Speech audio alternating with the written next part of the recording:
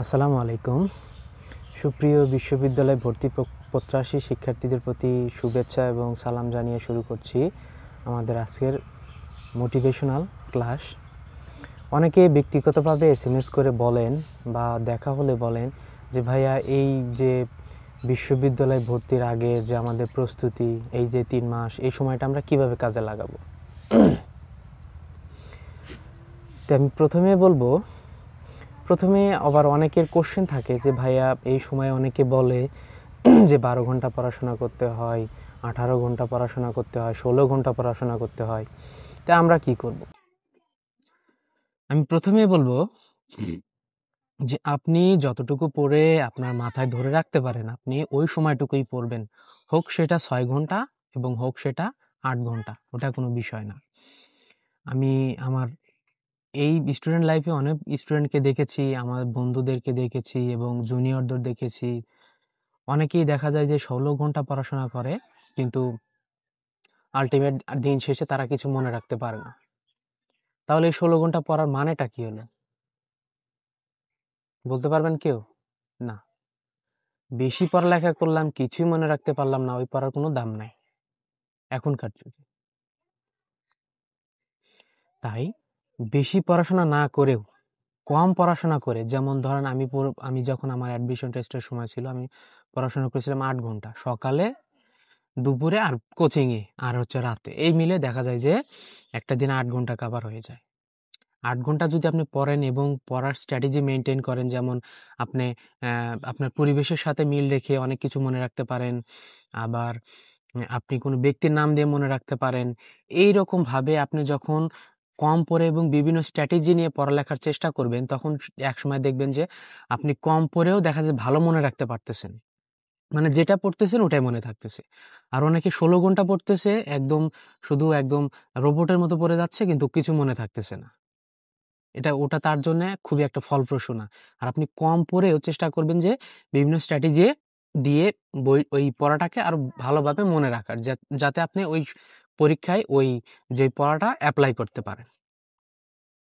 আবার অনেকে আসে যে তাহলে এখান থেকে আমাদের আল্টিমেট কি হলো, গোল কি দাঁড়ালো বা লার্নিংটা কি, যে আমরা পড়ালেখা করব বেশি না, দৈনিক 6 থেকে 8 ঘন্টা পড়ালেখা করব।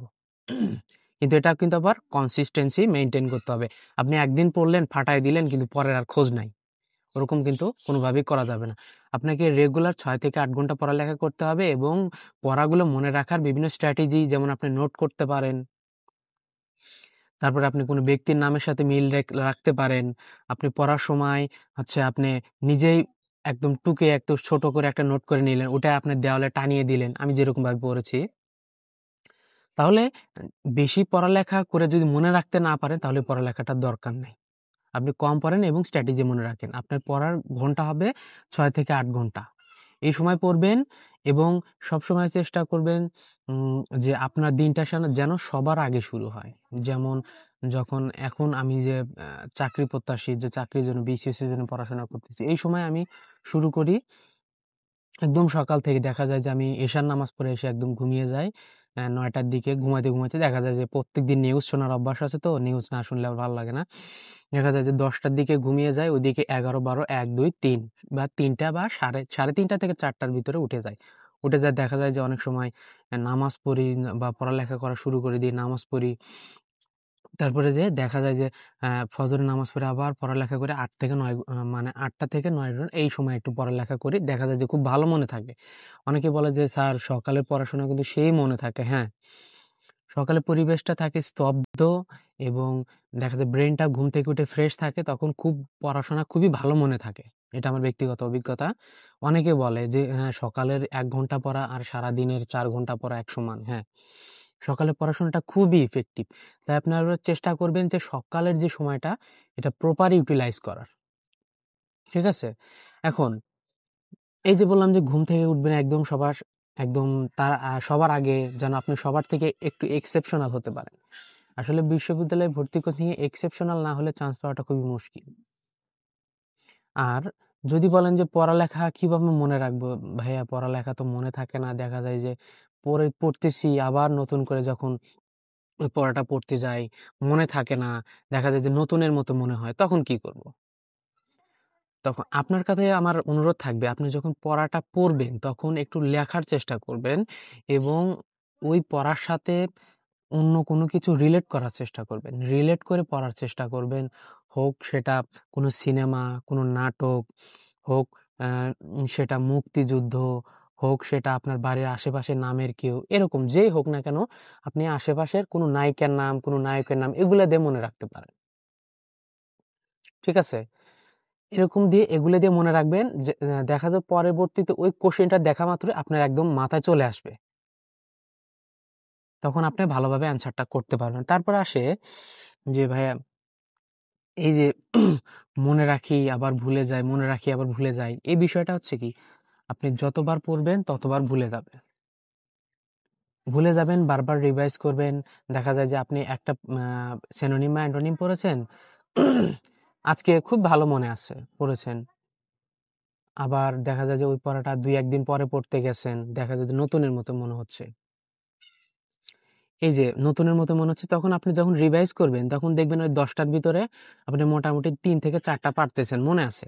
আবার যখন রিভাইজ করবেন তখন দেখবেন যে আপনি ৫ থেকে ৬ টা পারতেছেন। আর দেখা যায় ৩ থেকে ৪ টা আপনার ভুলে গেছেন। আবার যখন রিভাইজ করবেন তখন দেখা যায় ৮ থেকে ৯ টা মনে আছে, একটাও ভুলে না। এই যে এরকম বারবার যখন রিভাইজ করবেন তখন দেখা যাবে যে একসময় আপনার মোটামুটি ১০ টাই মনে থাকবে। এটা তো কথার কথা বললাম। এই যে আপনি ধরেন অ্যাডমিশন টেস্টের এই যে ৩ মাস সময়টা খুবই পড়ালেখা করলেন, হাউমাউ করে পড়ালেখা করলেন, দিনের পর দিন না খেয়ে না খেয়ে পড়ালেখা করলেন। দেখা যায় যে আপনি স্ট্র্যাটেজি নিয়ে মনে রাখতে পারলেন না, পরীক্ষার হলে গিয়ে সেটা প্রয়োগ করতে পারলেন না। অনেক স্টুডেন্টকে দেখেছি আমি যে যখন আমি পাবনাতে ছিলাম তখন আমার একটা ছোট ভাই ছিল। নাম ছিল, নাম বলতেছি না, ইউসুফ নামের ছেলেটা মনে হয়। ওই ছেলেটা আমি দেখতাম দিনে ও রাতের বেলা ৪ ঘন্টা ঘুমাতো। সারাদিন পড়ালেখা করতো। বইয়ের ভিতরে দাগাদাগি করে ফাঁকাফাঁকি করে শেষ। কিন্তু আল্টিমেট দেখা যায় দিন শেষে কিছুই মনে রাখতে পারতো না এই ছেলেটা।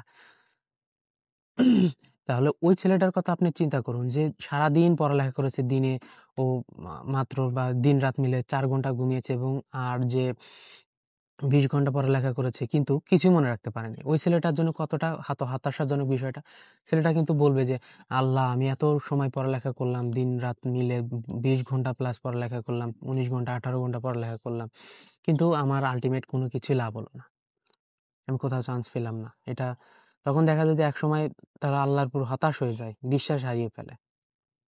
তাই আমি বলব যে আপনারা চেষ্টা করবেন কম পড়াশোনা করে বেশি, বেশি মনে রাখার চেষ্টা করা। ঠিক আছে? আর ধরেন আপনি এত পড়ালেখা করার পরেও দেখা যায় বিশ্ববিদ্যালয়ে চান্স পাইলেন না। বাড়ির পাশের ওই পাশের এক ছেলে অলরেডি চান্স পেয়ে গেছে। তখন আপনাকে কি বলবে? এ কি পড়াশোনা করছে? ৩ মাস তো বাইরে গিয়ে শুধু পড়া এগ আ দেখা যায় যে ঘোরাফেরা করছে, খেয়ে পাপা টাকা নষ্ট করছে, এইসব নানান কিছু বলে বেড়াবে। কিন্তু আপনি যে ৩ মাস কঠোর পরিশ্রম করেছেন, পড়া মনে রাখার চেষ্টা করেছেন, সারাদিন দেখা যায় কোচিং করেছেন, প্রাইভেট করেছেন, সবকিছু মিলিয়ে একটা মোটামুটি পরিশ্রম করেছেন ভালো, কিন্তু কোথাও চান্স পান নাই। কিন্তু আপনার কিন্তু ওই পড়ালেখা যে কষ্ট করছেন, ওই পড়ালেখার এক বিন্দু পরিমাণ দাম নাই। আর একটা স্টুডেন্ট যদি ৩ ঘন্টা ৪ ঘন্টা পড়ালেখা করেও যদি সে বিশ্ববিদ্যালয়ে চান্স পায়, তখন বলবে যে না, ছেলেটা ভালো মেধাবী, বিশ্ববিদ্যালয়ে পড়ে।